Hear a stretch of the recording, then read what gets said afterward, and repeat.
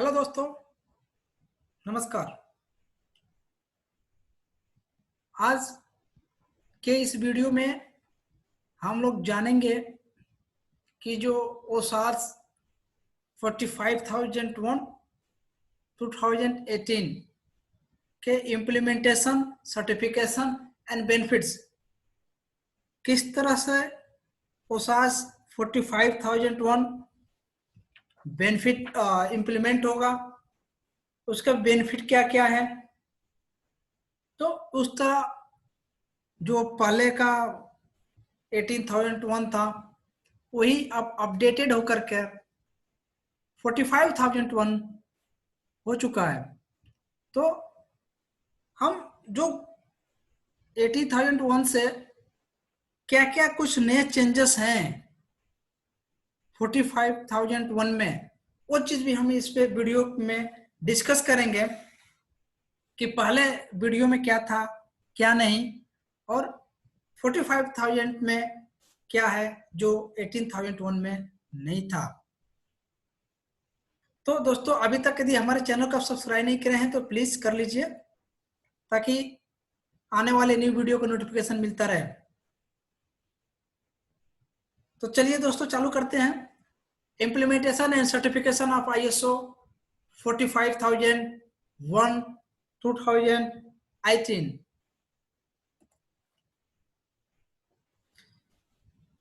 Implementation and certification of 45,001 detail में बात करने से पहले थोड़ा सा इसके इंट्रोडक्शन के बारे में हम बात करेंगे। ISO 45,001 2018 is a new international standard.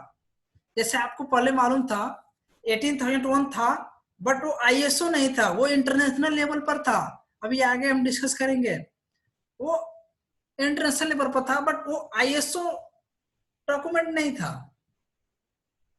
लेकिन जब से वो ISO 45,001 हुआ है 2018 में, उसका अमेंडमेंट हुआ था। इसके लिए यहाँ पर 2018 है, पहले 80,001 2007 हुआ था। यहाँ पे 45,001 2018 अभी लेटेस्ट वर्जन है ओसाज का।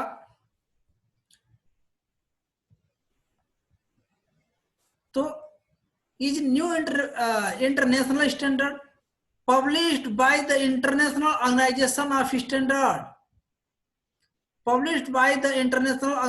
of Standardization। ISO का पूरा नाम international organisation for standardisation ISO। In March 2018 में 45,001 का अमेंडमेंट हुआ था।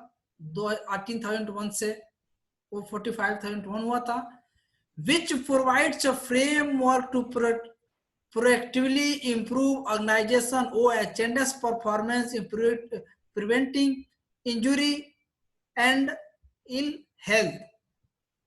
अमेंडमेंट होकर के 2018 में अमेंडमेंट हुआ था।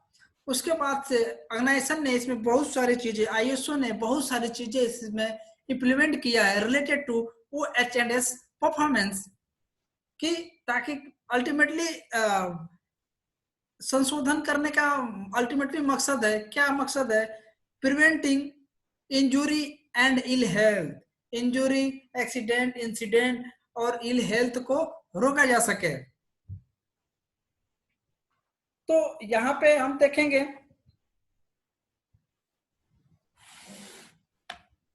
Benefits of ISO 45,001 certification. क्या क्या बेनिफिट है यदि हम ऐसे कोई जनरली बोल देता है 45,001 है क्या तुम्हारे कंपनी का, लेकिन बस 45,001 उसे ये बात मालूम है कि ऑक्यूपेशनल हेल्थ एंड सेफ्टी का है। उसे ये पता नहीं होता है कि ये 45,001 है किसके लिए, क्या बेनिफिट है हमको। यदि कोई ऑर्गेनाइजेशन लेता है, यदि मान लीजिए एज ए सेफ्टी ऑफिसर आप बोल रहे हैं कि हमें सर 45,001 इम्प्लीमेंट करना चाहिए इस कंपनी में, तो पूछेगा ये क्या है, आप बता देंगे ऑक्यूपेशनल हेल्थ एंड सेफ्टी है। तो पूछेगा अल्टीमेटली, जाहिर सी बात है किसी भी आदमी पूछोगे कि लास्ट में पूछेगा इसको हमको बेनिफिट क्या मिलेगा। सिंपल चीज। तो वो चीज हम डिस्कस करेंगे कि आप अपने ऑर्गेनाइजेशन में ओसास 45,001 के रिकमेंड के लिए जा रहे हैं मैनेजमेंट के पास में। तो सिंपल सी जो चीजें हैं जो हम डिस्कस करेंगे, बेनिफिट पहले, यदि देखो मैनेजमेंट का एक ही चीज है, जब तक उनको बेनिफिट नहीं बताओगे तब तक वो क्या है, किसी भी चीज में वो हाथ नहीं डालेंगे। तो सबसे पहले उनको बेनिफिट बताना है कि ISO 45,001 से क्या क्या बेनिफिट है। 45,001 सर्टिफिकेशन के लिए से हमें ऑर्गेनाइजेशन को क्या क्या बेनिफिट है। तो जैसे कि it will help senior leadership to assess OH&S risk and opportunity, monitor and review OH&S performance and set objective for continual improvements। ये एक नया टॉपिक है जो पहले उसमें 2007 में नहीं था। पहले क्या है, मैनेजमेंट का लीडरशिप, मैनेजमेंट का इन्वॉल्वमेंट नहीं था, जो कि इसमें 45,001 में जब अमेंडमेंट हुआ 2018 में, तो उन्होंने मैनेजमेंट का इन्वॉल्वमेंट पहले डाला है। देखो पहले ही इसमें लिखा हुआ है, इट विल हेल्प, जो सीनियर मैनेजर हैं, लीडरशिप है, जो मैनेजमेंट है, उनको भी इन्वॉल्व कर दिया है, ताकि जो हेल्थ एंड सेफ्टी का ऑब्जेक्टिव है वो कंटिन्यू इम्प्रूव हो सके और ऑक्यूपेशनल हेल्थ एंड सेफ्टी का जो रिस्क है वो कम किया जा सके। तो इसके लिए नए वर्जन में ये मैनेजमेंट लीडरशिप का 45,001 में डाला है। 45,001 ओसाज है।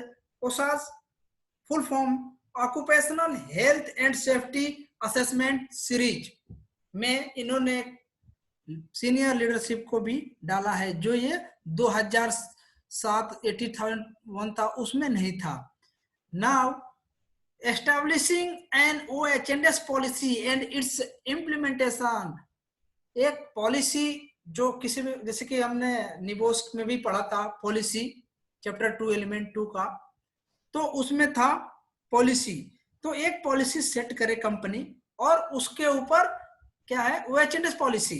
पॉलिसी तो बहुत सारे हैं, क्वालिटी पॉलिसी भी है, इन्वायरमेंट पॉलिसी भी है, लेकिन जो OH&S पॉलिसी है उसको कमिट करे और इम्प्लीमेंट करना है।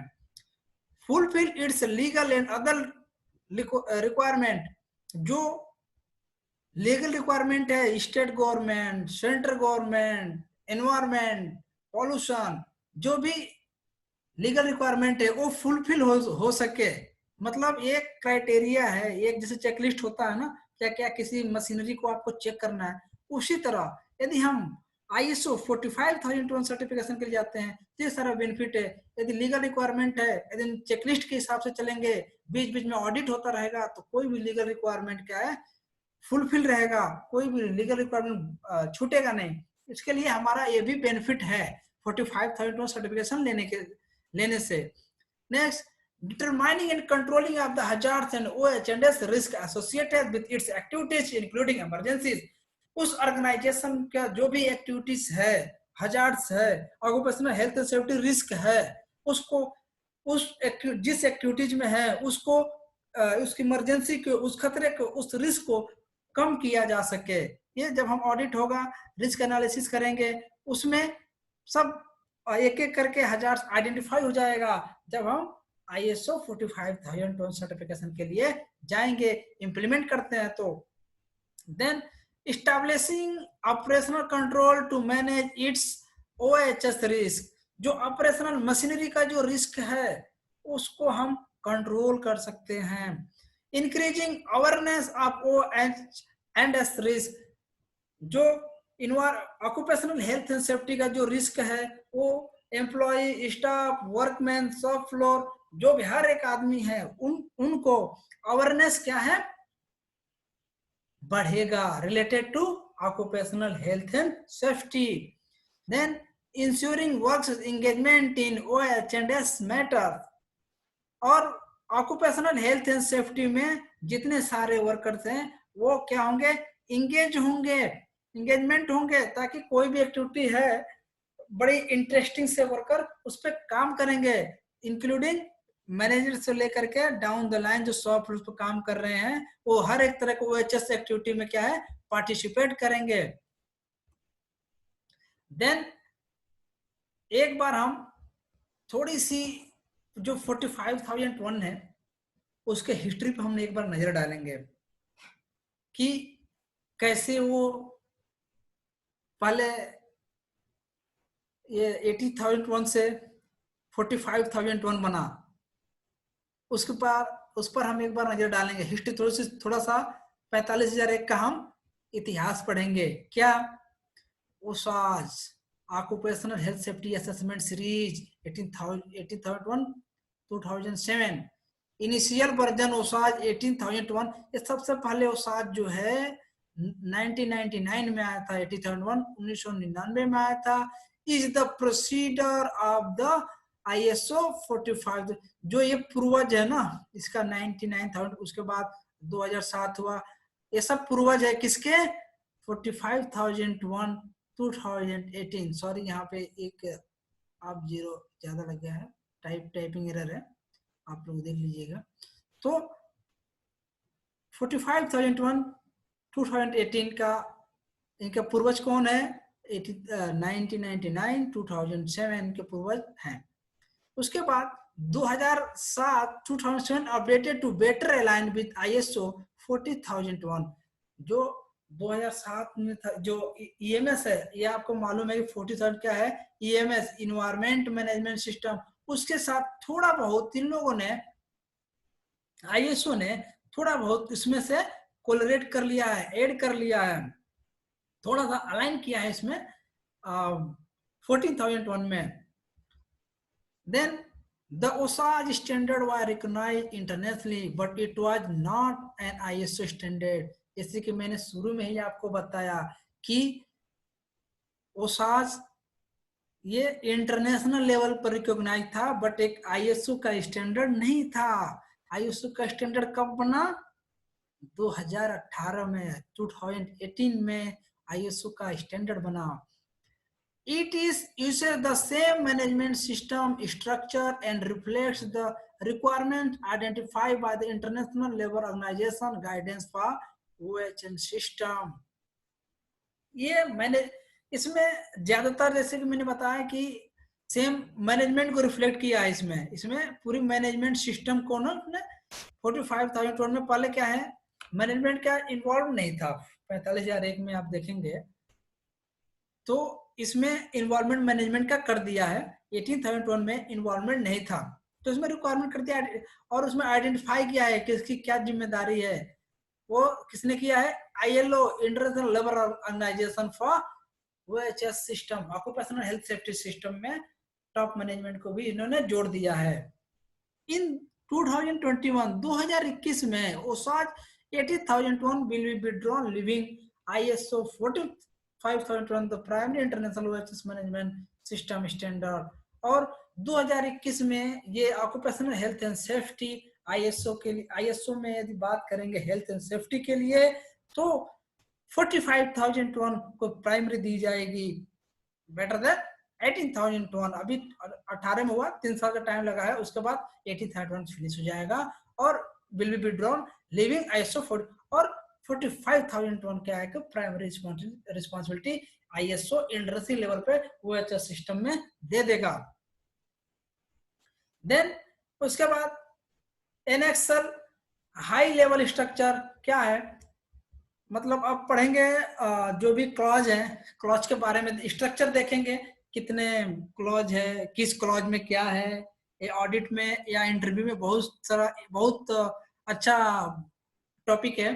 कभी इंटरव्यू में इंटरव्यूअर पूछ देता है कि अच्छा आप ओसाज इंप्लीमेंट करने वाले हो, आपको ओसाज का बारे में मालूम है, हमारे कंपनी ओसाज 45,001 है, तो अच्छा हमें बताओ कि क्लॉज 5.52 में क्या है, 5.53 में क्या है, एग्जाम्पल के तौर पे पूछ रहा हूं। तो हम उसमें ये सारी चीजें डिस्कस करेंगे, कौन से क्लॉज में क्या है, कौन से क्लॉज में नॉन कन्फर्मिटी है, कौन से क्लॉज में कंटिन्यूअल इंप्रूवमेंट है।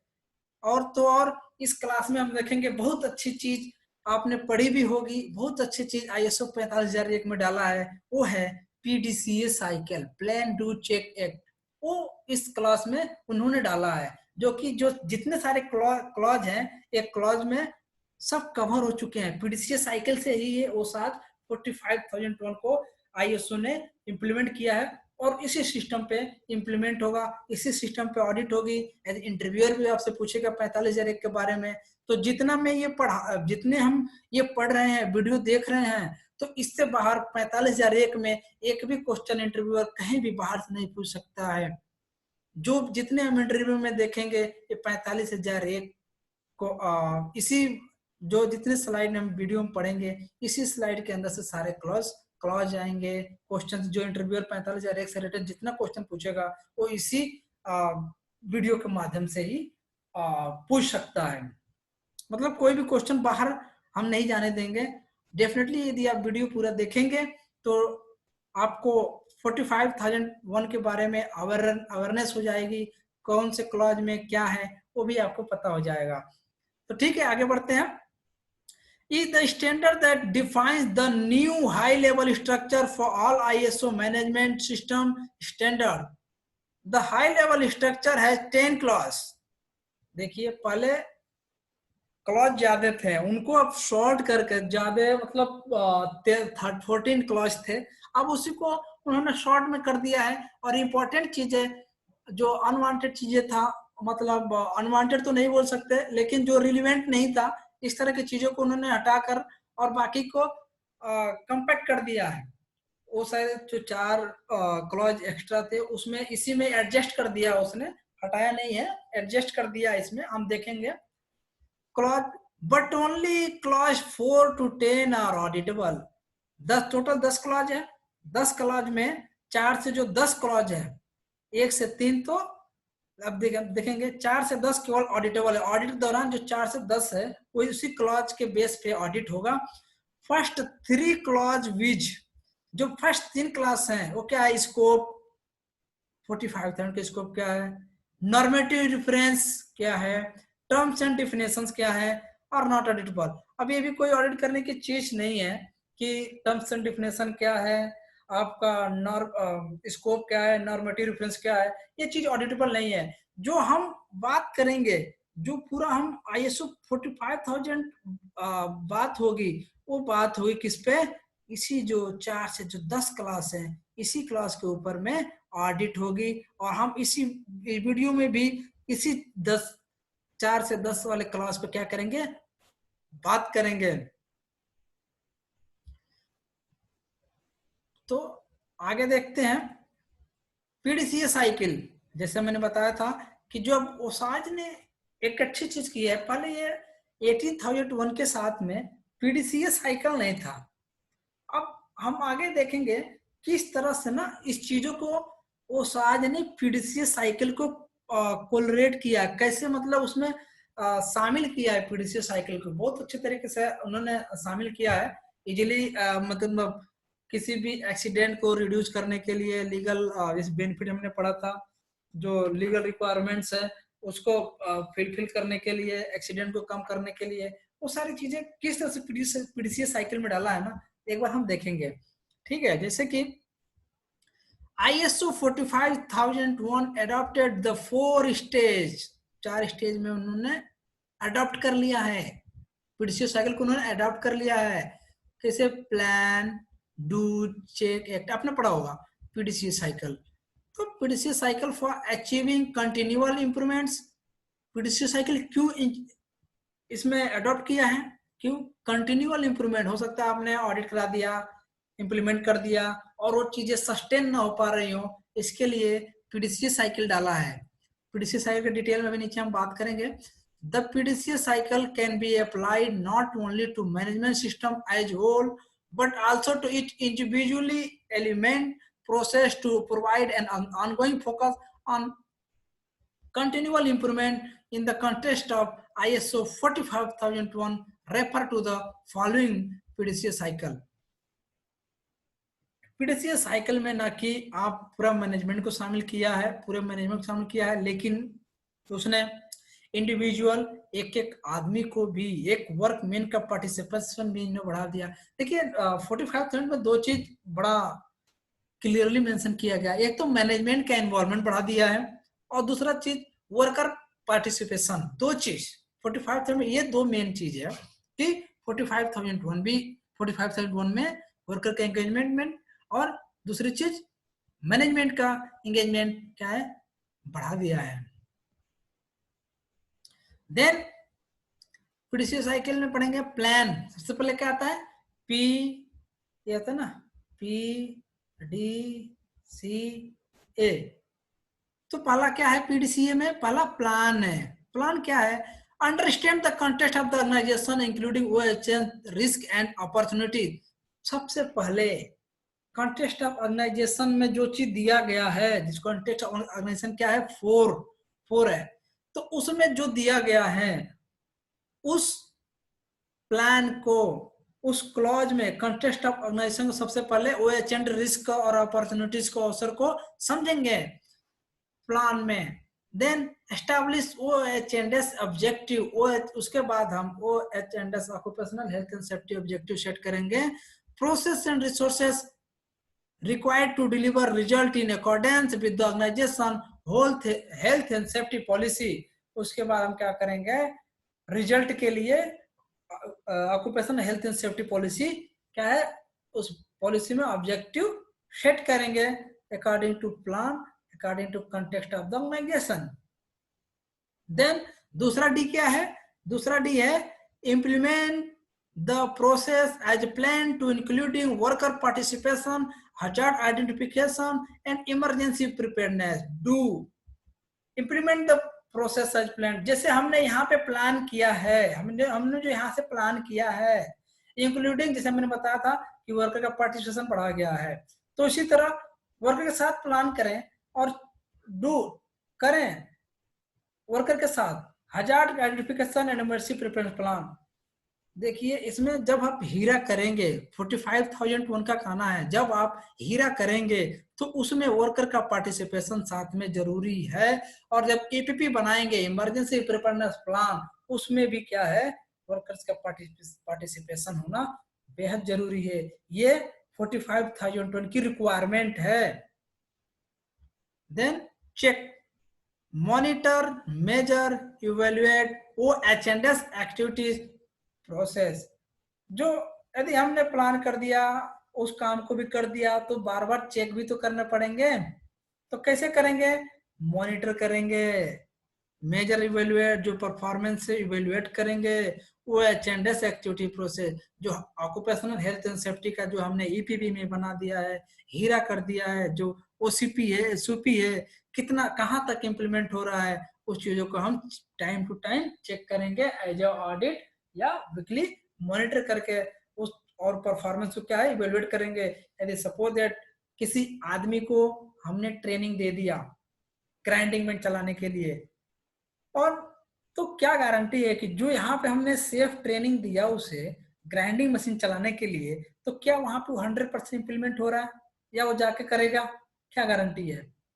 तो इसके लिए परफॉर्मेंस इवेल्युएशन जरूरी है, जो कि क्लॉज 9 है।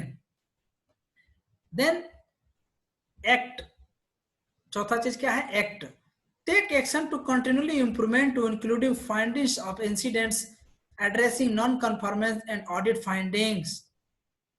जो चीज ऑडिट में नॉन कन्फॉर्मिटीज आई है उस पर एक्शन लें और कंटिन्यूअल इंप्रूवमेंट करें। जो किसी चीज को, किसी चीज में आपका नॉन कन्फॉर्मिटीज आई है, नॉन कंप्लायंस है, उस पर एनसी मिल रही है, तो उस पर काम करें और उसको, उस चीज को सस्टेन रखें। जैसे कि 5S में 5वां S क्या है, सस्टेन। तो उस तरह से सेम चीज एक्ट है, उसको, उस चीजों को क्या करें, सस्टेन करके रखें। देन जिस चीज के हम बार बार जिक्र कर रहे थे वो चीज देखिए हम कैसे इसमें देखेंगे एक बार। Mandatory document record required by ISO 45,001 2018, sorry यहाँ भी एक जीरो ज्यादा हो गया, ठीक है। तो 45,001 2018 जो मैंडेटरी डॉक्यूमेंट है वो आपको रखना है, जो इसमें दिया गया ये आपको रखना ही रखना है at any how. Here are the documents you need to produce if you want to be compliant with ISO 45,001। कुछ तो डॉक्यूमेंट है आपको प्रोड्यूस करना है यदि आप ISO 45,000 टन का कंप्लायंस जो है करते हैं। तो जैसे कि हम देखेंगे, जैसे कि हमने पढ़ा था, अभी अभी हमने रिसेंटली बात किया था कि 10 क्लॉज है ना। 10 क्लॉज में क्या था, 10 क्लॉज में हमारा, एक मिनट, हाँ 10 क्लॉज में 1 से 3 था, 1 से 3 था और नॉट एडिटेबल था, हम उसको एडिट नहीं कर सकते थे, और एडिट मीन्स ऑडिटेबल नहीं था। लेकिन ये जो है, अब जो हम पढ़ेंगे 4 से लेकर के 10, ये 4 हो गया और ये 10 हो गया, ठीक है। इसके बारे में हम बात करेंगे जो ऑडिटेबल है। अब देख, जैसे मैंने बोला था ना, पीडीसी साइकिल का इन्होंने इंप्लीमेंट किया है।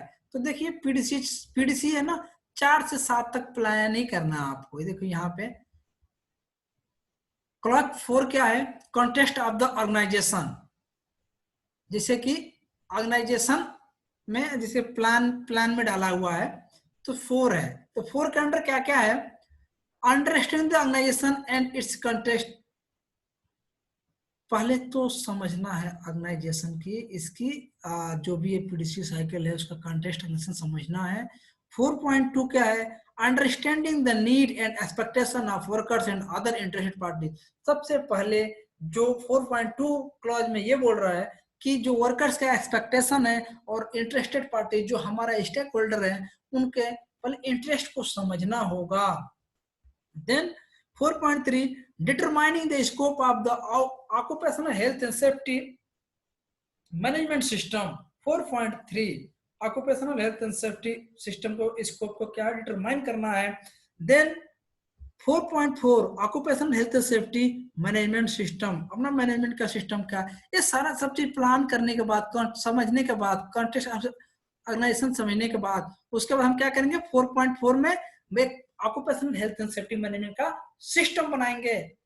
और देन 5वां क्या है, हमने प्लान कर लिया। Then leadership and worker participation, leadership और पार्टिसिपेशन वर्कर का, देखिए स्पेशली वहां पे फोकस डाला है वर्कर। आप देख रहे हैं लीडरशिप एंड वर्कर पार्टिसिपेशन। तो इसमें भी 4 क्लॉजेस हैं। 5वां क्लॉज में 5.1 है लीडरशिप एंड कमिटमेंट। हम क्या लीडरशिप ले रहे हैं, क्या कमिटमेंट कर रहे हैं, जो हमने प्लान किया इसमें क्या कमिटमेंट कर रहे हैं। वो एच पॉलिसी, जो हम कमिटमेंट कर रहे हैं वो हम अपने पॉलिसी में डाल रहे हैं। देन उसके बाद organisational roles, responsibilities and authorities. Organisation का रोल्स और रिस्पॉन्सिबिलिटी क्या है, अथॉरिटी क्या है, अकाउंटेबिलिटी क्या है। देन उसके बाद से consultation and participation of worker, worker से बातचीत करनी है, उनसे सुझाव लेना है और उनको हर एक H&S की जो एक्टिविटी है उसमें क्या है उन्हें इन्वॉल्व करना है। देन प्लानिंग, प्लान करना है क्या, action to address risk and opportunities. हमें प्लान करना है कि क्या क्या रिस्क है, क्या क्या रिस्क, हर एक रिस्क का एक्शन क्या है और उसके संभावनाएं क्या है। Then OH&S objective and planning to achieve them. OH&S objective क्या है और उसको कैसे अचीव किया जा सकता है। देन आएगा सपोर्ट, ये जो सेम कलर का देख रहे हैं ना, ये सब प्लानिंग में ही आएगा। फिर सपोर्ट, सपोर्ट में भी कई सारे क्लॉजेस हैं। सपोर्ट में 7.1 है रिसोर्सेस, किस क्या रिसोर्सेस सपोर्ट। मान लीजिए हमने इतने सारे ऑर्गेनाइजेशन समझ लिया, लीडरशिप ले लिया, प्लान कर लिया, लेकिन सपोर्ट तो जरूरी है। बिना सपोर्ट का हम कुछ भी क्या करते हैं, इंप्लीमेंट नहीं कर पाएंगे। किसी भी चीज को इंप्लीमेंट करने के लिए आपको क्या जरूरत पड़ेगी, रिसोर्सेस। क्या क्या रिसोर्सेस है, उससे आपको इंप्लीमेंट करने के लिए सारे रिसोर्स की जरूरत है। देन 7.2 कॉम्पिटेंस, वो कितना कॉम्पिटेंट है उस कार्य को करने के लिए। यदि रिसोर्स दे दिया, यदि सपोज मान लो किसी को मैंने सेफ्टी बेल्ट दे दिया, हाइट पे काम करना है और हमने सेफ्टी बेल्ट दे दिया, वो रिसोर्स हो गया।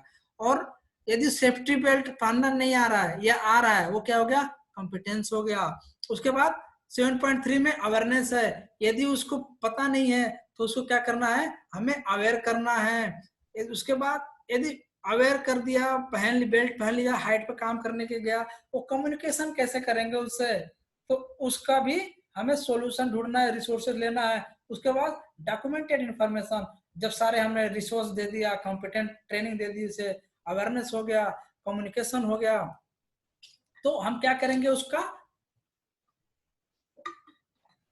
डॉक्यूमेंटेशन पार्ट करेंगे, पूरा उसको फाइल करेंगे, रिकॉर्ड हो जाएगा कि हाँ भैया हमने इसको ट्रेनिंग दिया है और ये चीजें हमने बताई हुई है। But exact training module. Then do करना है, क्या करना है, ऑपरेशन। ऑपरेशन क्या करना है, ऑपरेशन एंड प्लानिंग कंट्रोल। जो भी ऑपरेशन के लिए हमें प्लानिंग करना है, और प्लानिंग करके जो फाइंडिंग्स आएंगे उसको कंट्रोल करना है। Then EPP, emergency preparedness and response. उसके बाद आपको क्या करना है, रिस्पांस, इमरजेंसी प्रिपेयर्डनेस प्लान बनानी है। हीरा करना है आपका ऑपरेशन का। हीरा करेंगे तो एक कंपैक्ट टीम होगी, और उस हीरा में, उस टीम में कौन होगा, कौन होगा, एक या दो तीन वर्कर होंगे, ताकि जैसे कि इसका रिक्वायरमेंट है 45,000 टन का, उसमें वर्कर का पार्टिसिपेशन होना जरूरी है। देन चेक, नोवा क्लॉज क्या है, चेक। परफॉर्मेंस इवेल्युएशन, जो चीज हमने इतनी सारी कहानी इधर पीछे पढ़ लिया, हमने प्लानिंग का समय लिया, लीडरशिप वर्कर ले लिया, प्लानिंग, सपोर्ट, ऑपरेशन, सब सारी चीज कर दिया, बट उसको परफॉर्मेंस का इवेल्युएशन कौन करेगा। ठीक है, वो काम कर रहा है, हमने जैसे कि अभी मैंने बताया, हमने ट्रेनिंग दे दिया किसी ग्राइंडिंग मशीन का, उसको कैसे चलाना है, क्या क्या चेक करने हैं पैरामीटर, लेकिन वो डाउन द लाइन काम पे अपने क्या इंप्लीमेंट कर रहा है या नहीं कर रहा है, ये तो जब इवेल्युएशन होगा, ऑडिट होगा, तभी तो सेफ्टी ऑब्जर्वेशन टूर होगा, तभी तो हम इवेल्युएट कर पाएंगे जो हमने ट्रेनिंग दिया है क्या वो एग्जैक्ट काम कर रहा है। यदि नहीं कर रहा है तो कब कब ट्रेनिंग की जरूरत है, उसके लिए टीएनआई सेट करें, training need identification, frequency set करें कि किसको कब कौन सी ट्रेनिंग देनी है। तो इसमें भी, इस क्लॉज में भी तीन है। पहला monitoring, measurement, analysis and performance evaluation. जैसे हमने फिर बताया कि मॉनिटरिंग करना है, मेजरमेंट करना है, जो चीज हमने बताया उसको एनालिसिस करनी है, और उसके बाद उसके परफॉर्मेंस को इवेल्युएट करना है। देन 9.2 इंटरनल ऑडिट, एक इंटरनल ऑडिट का भी शेड्यूल आपको करना है, जो कि क्लॉज 9.2 में है इंटरनल ऑडिट का। इंटरनल ऑडिट जब करेंगे ना, तो सारी ये चीजें जो है, इस जो सारी चीजें लिख रहे हैं ये सारी चीजें निकल के आ जाएंगी। क्या हम जो हमने जो 45,000 सर्टिफिकेशन लिया है, वो उसका कमिटमेंट पूरा हो रहा है कि नहीं हो रहा है, कब मालूम चलेगा, जब इंटरनल ऑडिट का प्लान करेंगे, इंटरनल ऑडिट कंडक्ट करेंगे। देन मैनेजमेंट रिव्यू, जब जब इंटरनल ऑडिट कर दिया, ये जो जितने सारी कहानी आपने करने के बाद में मैनेजमेंट का रिव्यू होना है, ताकि क्या होगा, ताकि मैनेजमेंट को मालूम चले कि जो हमारा OHM occupational health safety performance है, अभी हम कहां पर हैं, कहां तक अभी इंप्लीमेंट होने की जरूरत है, वो सारी चीजें मैनेजमेंट रिव्यू मीटिंग में डिस्कस होगा। देन एक्ट, लास्ट एक्ट में हमने पढ़ा था ना, एक्ट। एक्ट क्या है, इंप्रूवमेंट, इंप्रूवमेंट करना है। 10.1 जनरल ऐसे समान में समान गाइडलाइंस है। Then incident, non conformity and corrective action. 10.2, 10.3 continual improvement. 10.2 में है कि जो हमने इंटरनल ऑडिट किया, ठीक है, तो उससे क्या क्या नॉन कंफर्मिटीज निकल के आई, और उसके बाद हमने जो मैनेजमेंट से रिव्यू किया, वो मैनेजमेंट रिव्यू में क्या क्या डिस्कस हुआ, क्या क्या इंप्लीमेंट करना है, क्या क्या चीज और परचेज करना है हमें OHS को क्या है इंप्लीमेंट करने के लिए। तो इसके लिए वो 10.2 क्लॉज में दिया गया है। कोई आपको ऑडिट के दौरान यदि नॉन कंफर्मिटी मिलती है तो कौन सा क्लॉज का जाएगा, 10.2। यदि इसमें जितने सारे क्लॉज लिखे हुए हैं, इतने सारे आप देख रहे हैं क्लॉज लिखे हुए हैं, यदि किसी चीज में आपकी कमी हो जाएगी तो यहाँ पर लिख जाएगा एज पर 5.1, आपका कोई कमिट, मान लो कुछ कमिटमेंट नहीं है तो 5.1 और वो 10.2 में चला जाएगा ऑटोमेटिक, नॉन कंफर्मिटीज 10.2 के तहत दिया जाएगा। और 10.3 क्या है, कंटिन्यूअल इंप्रूवमेंट। जैसे कि मैंने बताया 5S का 5वां S क्या है, सस्टेन, है ना, बिल्कुल सस्टेन। उसी तरह है कंटिन्यूअल इंप्रूवमेंट। जो चीज आपने ये पूरा ये पढ़ा, जो चीज इतने आपने प्रोसेस किया, ये सब बनाया, ईपीपी बनाया, वर्कर परफॉर्मेंस मैनेजमेंट पर्सन, लेकिन उसको कंटिन्यूअल इंप्रूवमेंट भी रखना है, सस्टेन भी रखना है, ताकि जो हमने ओसा से कमिटमेंट किया है 45,000 टन से, वो फेल ना हो। और ओसाज का भी करना है, reduce the occupational health and safety, injury and ill health.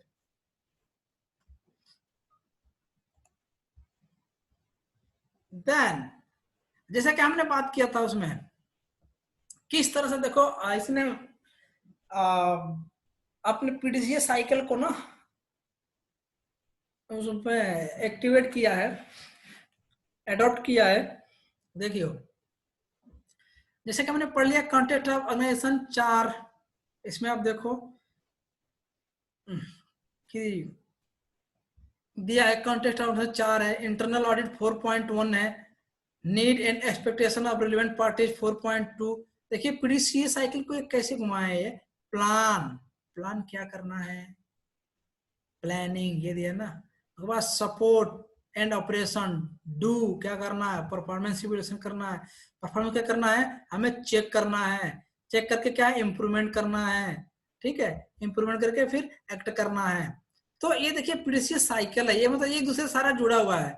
यदि प्लान करते हैं तो करो, कर रहे हो तो चेक करो, चेक कर रहे हो तो एक्ट करो, उसे सस्टेन करके रखो, फिर उसी साइकिल में मतलब बोल सकते हैं कि एक कुएं में ना मेढक होता है, 2 छलांग मारता है, घूम के फिर वहीं खड़ा हो जाता है। तो हमें वहां खड़े नहीं होना है, इसका चक्कर मारते रहना है, कुल मिला जुला के हमें चक्कर मारना है इसका। चक्कर मारेंगे, जितने चक्कर मारेंगे उतने क्या है कि हमारा परफॉर्मेंस सेफ्टी का, वो एचएस का, वो सही होगा। Intended outcome of the OHS occupational health safety management system. फिर देखेंगे यहाँ पे the refer the numbers refer for the clause number of the ISO 45001 2018। ये जितने क्लॉज दिए गए हैं जो अभी हमने अपने डिस्कस किया था उसी क्लॉज में सारा दिया गया है। बस इसमें दिखाने का पर्पज ये है, ये देखिए किस तरह से एक एक क्लॉज से, एक एक राउंड साइकिल से ये कैसे जुड़े हुए हैं एक दूसरे से। मतलब इस गोल घेरे में ही यदि हम टाइम टू टाइम एक अच्छे टाइम से घूमते रहे तो क्या होगा, हमारा OHS और ज्यादा परफॉर्मेंस उसका बढ़ेगा। देन जो मैंडेटरी डॉक्यूमेंट है, क्या क्या मैंडेटरी डॉक्यूमेंट है OHS 45,001 2018 के लिए, एक बार हम देखेंगे।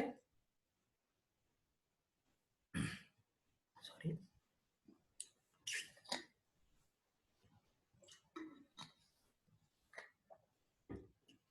Scope of the OHS management system. हमने ये सारे जो क्लॉज, एक बार आप यदि क्लॉज आप सही से समझ गए, वो सारी चीजें यदि देखें सारे क्लॉज में ही है, सारी चीजें समझ गए कि क्लॉज में जो चार्ट दिखे थे उस चार्ट में ही सारा चीज है।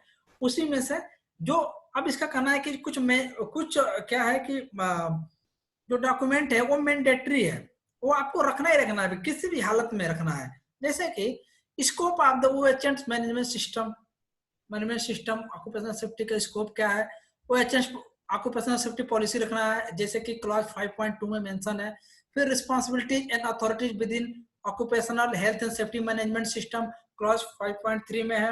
OHS process for addressing risk and opportunity of the OHS risk, occupational health and safety से रिलेटेड रिस्क क्या है वो 6.1.1 में है।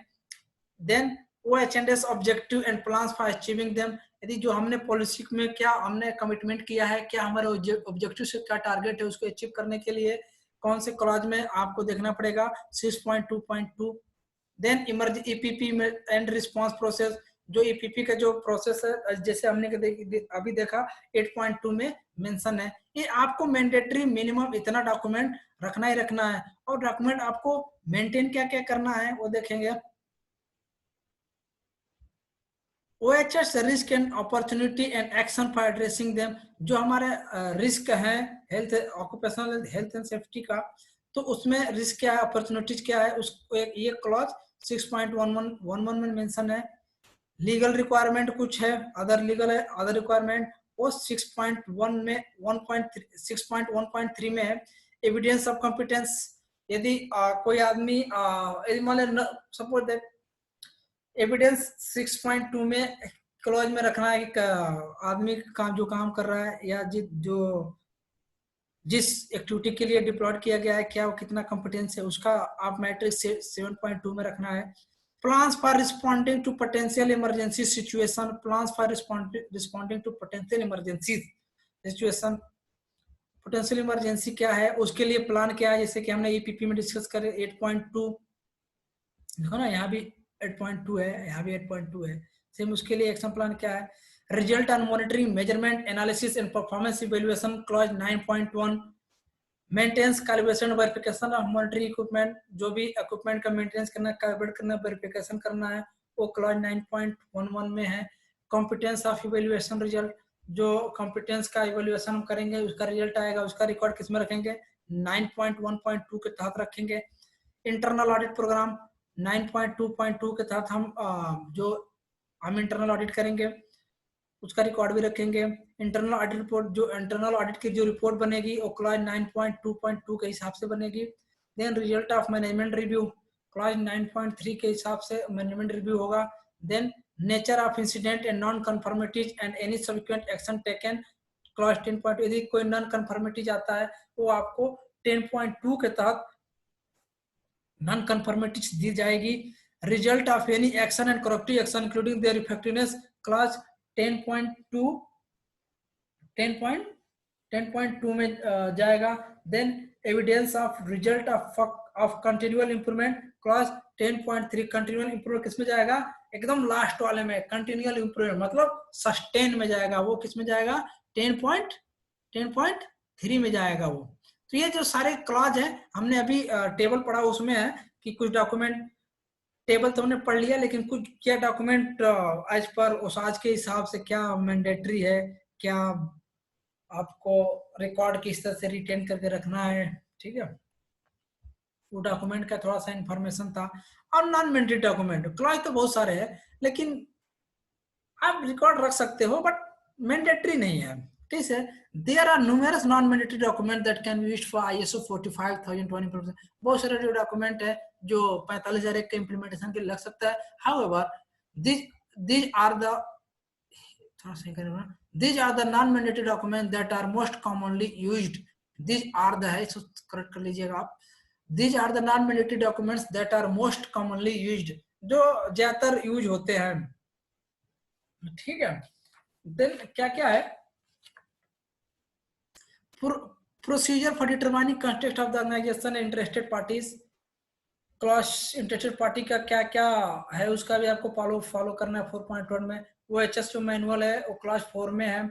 Then procedure for consultation for participation of workers का कंसल्टेट करना है 5.4 के क्लॉज के तहत। Procedure for hazard identification assessment हीरा 6.1.21 क्लॉज के तहत में। देन लीगल रिक्वायरमेंट 6.1.3 के तहत कंप्लायंस करना है।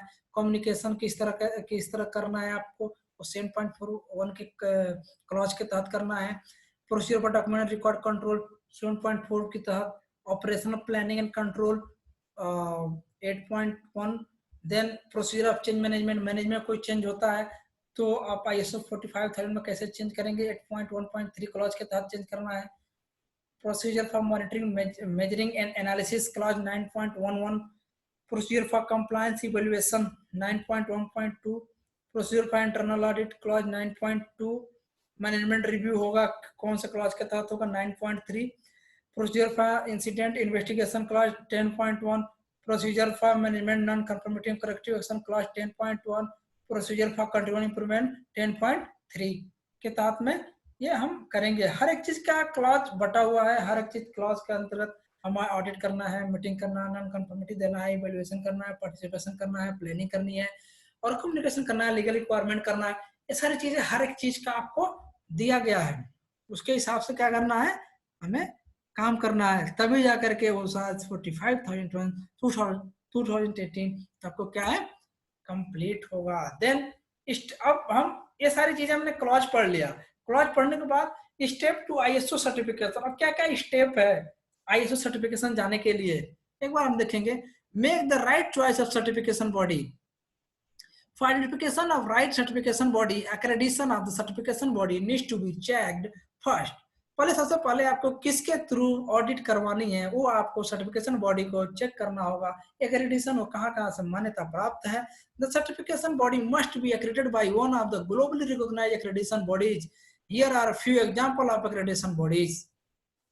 देखो ये बहुत सारे कंसल्टेंसी है भी सर्टिफिकेशन के लिए, बट आपको जिस सर्टिफिकेशन के लिए जाएंगे वो एटलीस्ट ग्लोबली कहीं किसी कहीं जगह से एक जगह ग्लोबली कहीं वो किसके क्या है मान्यता प्राप्त हो, उसी से हम क्या है ऑडिट करवाएंगे। नीचे यहाँ पे कुछ सर्टिफिकेशन बॉडीज का नाम दिया गया है, आप उसमें देख सकते हैं। एनएब, एनसी असक नेशनल एक्रेडिशन बोर्ड, जो यूएस में है, इसके ब्रांचेस आपको किसमें है, इंडिया में भी मिल जाएंगे। Then एनएबीएससीबी, national accreditation board of certification bodies, ये इंडिया का है, आप इससे भी करवा सकते हैं। यूकेएस, United kingdom accreditation services, UK में भी है। JSNAZ, joint accreditation system, Australia and New Zealand, तो या ये भी सर्टिफिकेशन बॉडी है। Then कोफ्रैक, commit Francis the accreditation France, ये फ्रांस का है। देन डेक्स, जर्मन एक्रेडिशन है ये डेक्स, यहाँ से भी सब सर्टिफिकेशन बॉडी बहुत है, आप जहां से चाहें वहां से मर्जी ले सकते हैं। बट सर्टिफिकेट लेते वक्त ये ध्यान दें कि वो एटलीस्ट ग्लोबली रिकॉग्नाइज एक जगह से, सर्टिफिकेशन बॉडी एक जगह से क्या है ग्लोबली रिकॉग्नाइज होना चाहिए, उस सर्टिफिकेशन बॉडी से जाके अपना ऑडिट करवाएं। Then consider opinion of relevant stakeholder of exploring reputation and customer satisfaction. The priorities should be given to globally recognized certification body. उसको priorities क्या है दी जाएगी। Developing of management system, management system को develop करने के लिए under the requirement of the standard, सबसे पहले आपको यदि 45,001 को इम्प्लीमेंट करना है तो सबसे पहले स्टैंडर्ड की रिक्वायरमेंट समझनी होगी कि रिक्वायरमेंट क्या है। जैसे कि मैंने बताया कि वर्कर्स पार्टिसिपेशन है, मैनेजमेंट का लीडरशिप है, और हीरा करेंगे तो वहाँ पे वर्कर का पार्टिसिपेशन जरूरी है। इस तरह सबसे पहले उसकी रिक्वायरमेंट समझनी होगी। Then performance gap analysis and initial OHN review and risk analysis, सबसे पहले क्या करना है गैप एनालिसिस। आप यदि सर्टिफिकेशन बॉडी लिए जा रहे हैं तो सबसे पहले गैप एनालिसिस करें अपने यूनिट का, कैसे ताकि पता चले कि हमें और क्या क्या रिक्वायरमेंट है, सर्टिफिकेशन बॉडी की क्या क्या रिक्वायरमेंट है, और करंट हम कर क्या रहा है, हम क्या कर रहे हैं और कहाँ पे स्टैंड है, और हमें क्या क्या करना है 45,001 के लिए, वो एचएनएस के लिए। Create a project plan to engage organisation order to meet the ISO 45,001। और जो चीज गैप मिले, गैप एनालिसिस हम करेंगे, गैप एनालिसिस में जो चीज यदि गैप मिले उसमें क्या है एक पूरा प्लान बनाकर मैनेजमेंट को दें, उस पर काम करें और उस 45,000 का जो भी रिक्वायरमेंट है उसको समझें और फुलफिल करें। एजुकेट ऑर्गेनाइजेशन, अपने जो भी ऑर्गेनाइजेशन में वर्कमैन है, एम्प्लॉइज है, उसको एजुकेट करें, उसको अवेयर करें about occupational health and safety और साज के लिए। प्रिपेयर डॉक्यूमेंट एंड प्रोसीजर, और उसके बाद में क्या करें प्रोसीजर बनाए, उसके जो भी स्टैंडर्ड की रिक्वायरमेंट है उस तरह से डॉक्यूमेंट प्रिपेयर करें। ये मैं आपको बता रहा हूँ डेवलपिंग मैनेजमेंट सिस्टम, किस तरह से हम सर्टिफिकेशन के लिए जा सकते हैं। गैप पहले समझो क्या है ये 45,001, उसके बाद गैप एनालिसिस करें, उसके बाद गैप एनालिसिस के बाद जो प्रोजेक्ट है, प्रोजेक्ट के बारे में मैनेजमेंट को बताएं और इसको इम्प्लीमेंट करें। देन उसके बारे में अपने ऑर्गेनाइजेशन में जितने सारे काम करें उनको बताएं कि 45,001 क्या है, किसके लिए है। देन डॉक्यूमेंट अपने आप को हमको प्रिपेयर करना होगा। Then conduct internal audit to check your preparedness, और एक दो इंटरनल ऑडिट भी करें ताकि हमारी तैयारी क्या है, कहाँ तक पहुंचे हैं, क्या और रिक्वायरमेंट है, क्या क्या और इम्प्लीमेंट करना है, क्या मैनेजमेंट हेल्प चाहिए, क्या इंटरनल जो डिपार्टमेंट है उससे क्या हेल्प की आवश्यकता है। तो इस तरह से ऑडिट करें, तभी आपका डॉक्यूमेंट रेडी हो पाएगा। Then once system is established, एक बार यदि सिस्टम हो गया तो determine the just for third party audit bye consulting the certification body you have identified. यदि एक बार आपका पूरा डॉक्यूमेंट हो गया, सब कुछ सेट कर लिए, तो आप क्या थर्ड पार्टी ऑडिट के सर्टिफिकेट के लिए जाएंगे, जो आप सर्टिफिकेशन बॉडी चूज करेंगे उस बॉडी के पास जाएंगे। उसके बाद आपका वो डेट देगा, डेट देने के बाद में क्या है डेट टाइम शेड्यूल सब फिक्स होगा और आपके प्रीमाइसेस में ऑडिट करेंगे। Then stage 1 audit, stage 1 audit, stage 1 audit कैसे होगा, follow are the objective of the stage 1 audit। stage 1 audit में क्या होगा, to review management system document information against audit criteria.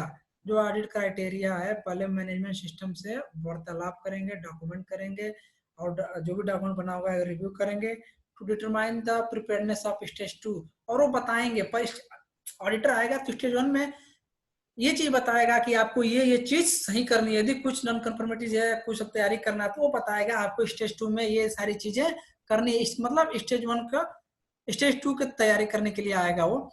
To determine the scope of the management system such as sites, process and equipment used, levels of controls established and applicable statutory and regulator requirements।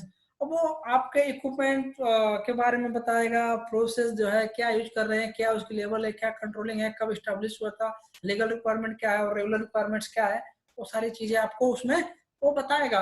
और वो आपको second जो stage 2 audit होगा उसमें prepare करके रखना है। Then identification of key performance of significant risk and opportunities, process, objective and operation of client management system। आपको की परफॉर्मेंस और सिग्निफिकेंट रिस्क अपॉर्चुनिटी को, प्रोसेस को, ऑब्जेक्टिव को समझना है और हेल्थ जो मैनेजमेंट सिस्टम है उसे इंप्लीमेंट करने के बारे में वो बताएंगे। To evaluate location and site condition, personal resources, conduct internal audit and management review meeting. वो जब आप स्टेज 1 ऑडिट के लिए जाएंगे तो वो जो इंटरनल ऑडिट है वो इंटरनल ऑडिट का रिपोर्ट लगता है, वो आपसे मांगेंगे कि आपने क्या ऑडिट किया, क्या फाइंडिंग्स है, करेक्टिव एक्शन क्या है, रेमेडियल एक्शन क्या है, फर्दर एक्शन क्या है, उसमें क्या टारगेट डेट है और कैसे करने वाले, वो सारी चीजें आपकी स्टेज 1 ऑडिट से पाने वो आपको जो मीटिंग होगा ओपनिंग मीटिंग, तो उसमें सारी चीजें आपको दिखाना होगा, डिस्कस करना होगा। देन पांचवा स्टेप क्या है, to audit evaluation of implementation including effectiveness of the client's management system against standard certification requirement such as the audit criteria and certification scope।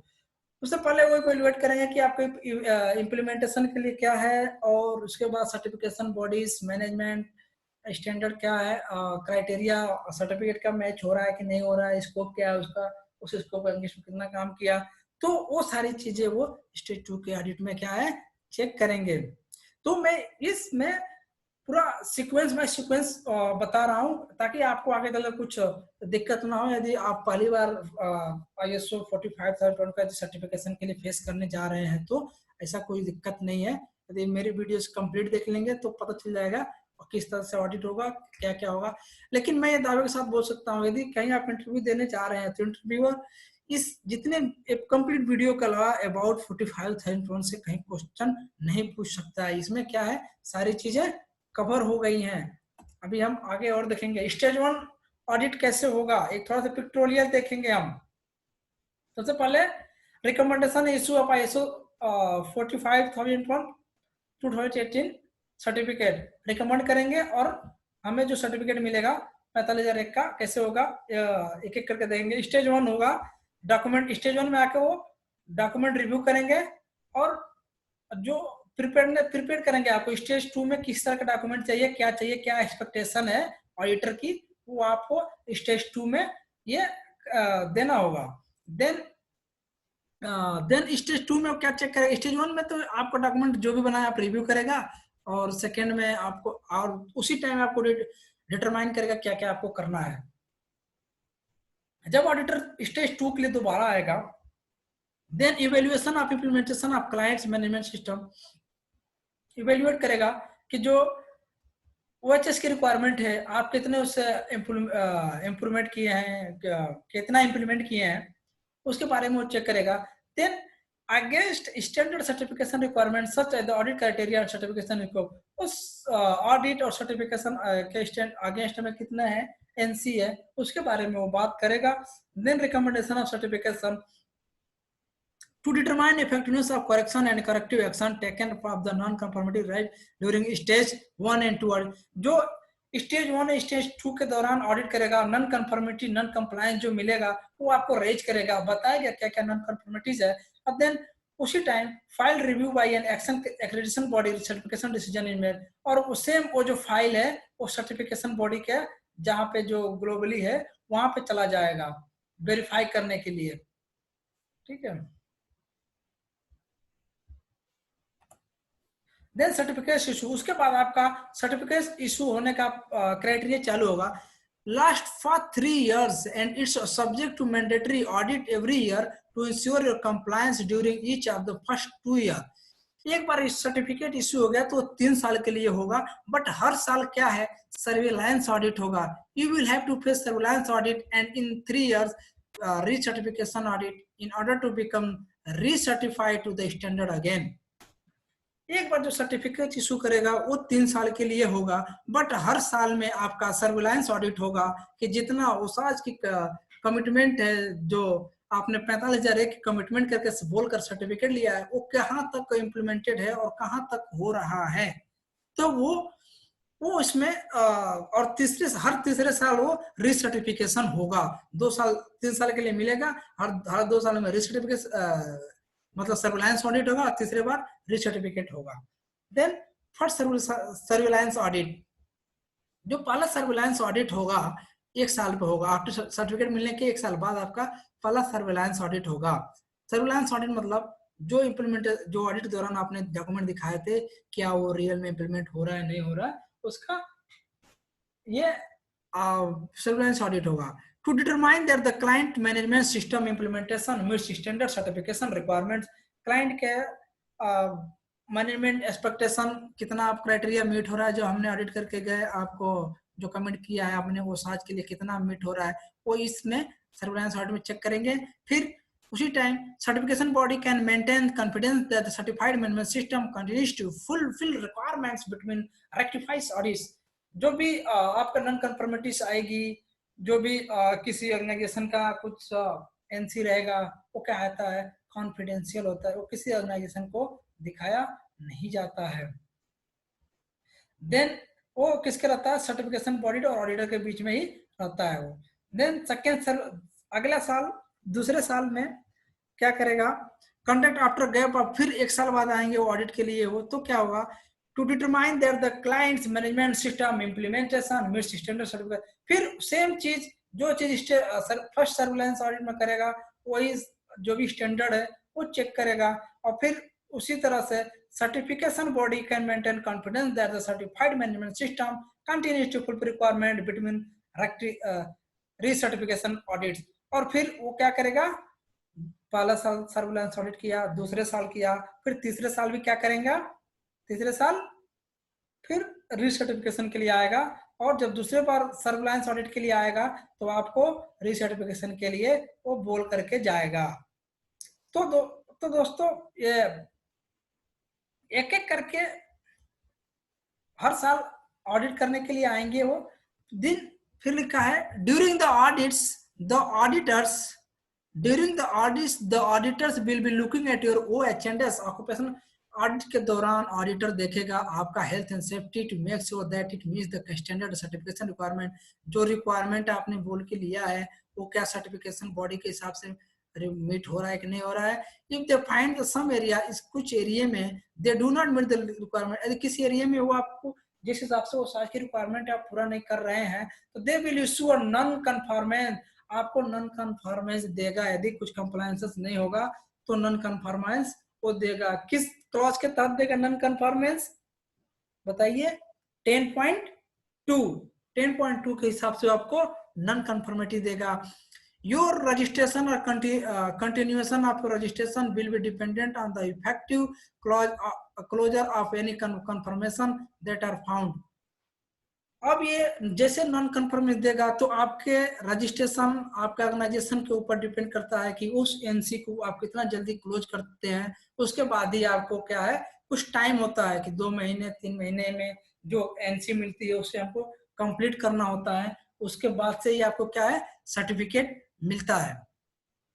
तो दोस्तों ये वन बाई वन करके ये सर्टिफिकेशन था ओसाज 45,001 occupational health safety assessment series का जो updated version है। तो मेरे को नहीं लगता कि यहाँ इसमें अभी कुछ छोटा है। इम्प्लीमेंटेशन से लेकर सर्टिफिकेशन तक मैंने सब कुछ बता दिया है। और दूसरी चीज, यदि हम कहीं इंटरव्यू के लिए आपका इंटरव्यू के लिए जाते हैं तो इससे बाहर एक भी क्वेश्चन नहीं आने वाला है। इंटरव्यूअर भी पूछेगा तो इससे बाहर एक भी क्वेश्चन नहीं पूछने वाला है। ताकि देखो इंटरव्यूअर ज्यादातर पूछते हैं कहाँ पूछते हैं, ज्यादातर पूछते हैं क्लॉज के बारे में, कि नॉन कन्फर्मिटी कौन से क्लॉज में है, ये ऑपरेशन कौन से क्लॉज में है, इमरजेंसी प्रिपेयरनेस प्लान कौन से प्लान में है। तो ये सारी चीजें उसमें से वो बात करते हैं। ठीक है दोस्तों, तो यदि अभी तक आप हमारे चैनल सब्सक्राइब नहीं किए हैं तो प्लीज कर लीजिए, ताकि थोड़ा सा मोटिवेशन मिलता है। तो मोटिवेशन मिलेगा तो हम और से ज्यादा अलग अलग टॉपिक पे मैं वीडियो बनाऊंगा। जैसा कि एक बार और रिव्यू कर लेंगे, देख लेंगे कि ये कैसे क्लॉज में सारा दिया हुआ है। एक बार आप इसको सही से वीडियो पॉज करिए, और वीडियो पॉज करने के बाद में ये देख लीजिए कि 4.1 में क्या है, 4.2 में क्या है, 4.3 में क्या है। तो ये सारी चीजें आपको बहुत आसानी से मालूम चल जाएगा। सबसे पहले आप क्लॉज सबसे पहले ये क्लॉज मालूम कीजिए, कौन से क्लॉज है जो ये 4 से लेकर 10 तक दिया गया, उसके अंडर में क्या क्या है। एक बार आपको याद हो गया तो डेफिनेटली आप रिलेटेड टू एक भी क्वेश्चन 45,001 इंटरव्यू में आप फेल नहीं होंगे, 100% जॉब देकर के आएंगे। और ये वीडियो जो है आपको बहुत ज्यादा हेल्प करेगा जब अपने ऑर्गेनाइजेशन के ऑडिट के लिए जाएंगे, या अपने मैनेजमेंट को आप रिकमेंड करेंगे कि सर आप जो है कि 45,001 ऑडिट करवा लीजिए हमें ये। और उसके बाद में उसमें आप मैनेजमेंट को बता भी पाएंगे कि जो बेनिफिट है वो बेनिफिट क्या क्या है 45,001 का। हमारे मार्केट में वैल्यू बढ़ेगी, रिस्क कम होगा, हमारी पॉलिसी इफेक्टिव होगी, लीगल कंप्लायंस होगा, अदर जो स्टेट अदर जो कस्टमर की रिक्वायरमेंट है थर्ड पार्टी की वो भी पूरा होगा। तो इस तरह से हम पूरा कर सकते हैं। तो दोस्तों आप लोग भी अपने मैनेजमेंट को 45,001 सर्टिफिकेशन के लिए जा सकते हैं। यदि आपका मैनेजमेंट कुछ पूछती है तो ये जो सारे मैंने बेनिफिट बताया अभी जो स्क्रीन पर दिख रहा है वो आप अपने मैनेजमेंट को बताइए और समझाइए। तो आई होप कि आजकल बहुत ज्यादा जरूरी हो गया है ऑक्यूपेशनल हेल्थ एंड सेफ्टी का। तो डेफिनेटली वो लोग सर्टिफिकेशन के लिए जाएंगे और इसको सॉफ्ट फ्लोर पे भी इम्प्लीमेंट करने की कोशिश करेंगे। तो दोस्तों बस वीडियो में इतना ही। यदि मेरा वीडियो अच्छा लगे तो प्लीज लाइक सब्सक्राइब शेयर जरूर कर दें। तो दोस्तों बस आज के वीडियो में इतना ही। जय सुरक्षा।